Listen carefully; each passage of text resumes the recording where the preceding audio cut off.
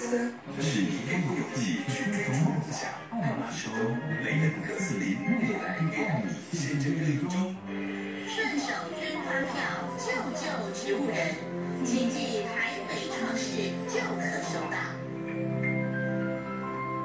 谁说的要感谢谁？工作是新事。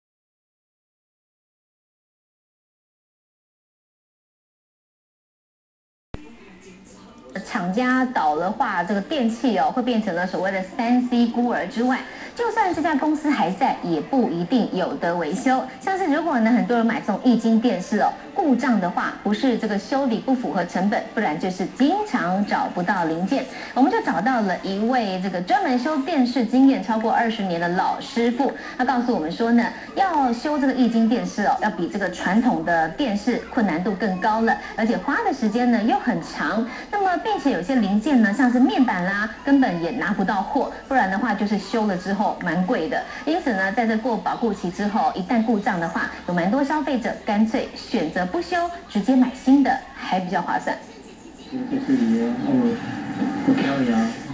张老板小心翼翼地把面板拆开检查，每个动作都不敢大意，万一不小心撞到，整块面板可能因此报销。所以最常坏掉是这个。这个叫什么？你说这个叫？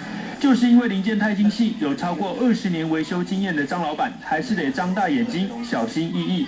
张老板说，液晶电视不但技术门槛高，维修困难，有些零件取得更是困难，像是连接面板的 IC 元件，或是最重要的液晶面板，如果遇到面板破裂，有些牌子的面板有钱还拿不到。找得到这个材料吗？很难找。很难找，除非有到手的。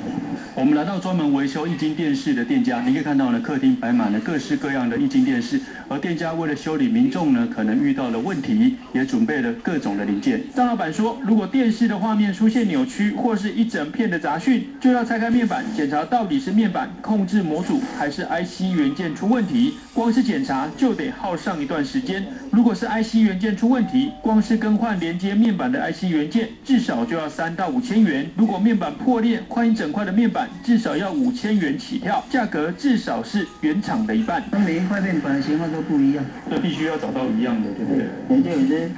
就一些要修理的人，他免个开牌的话，咱就来几千块了，就要一台电视。张老板说，现在液晶电视越来越便宜，虽然维修的价格只有原厂的一半，但是愿意把电视拿来修的民众却越来越少，通常都是直接买新的电视机，部分零件取得困难，维修时间又长，加上修的人越来越少，也让这位修电视的老师傅不禁感叹，钱真的越来越难赚。东森新闻李宝仁、蔡双全在高雄的采访报道。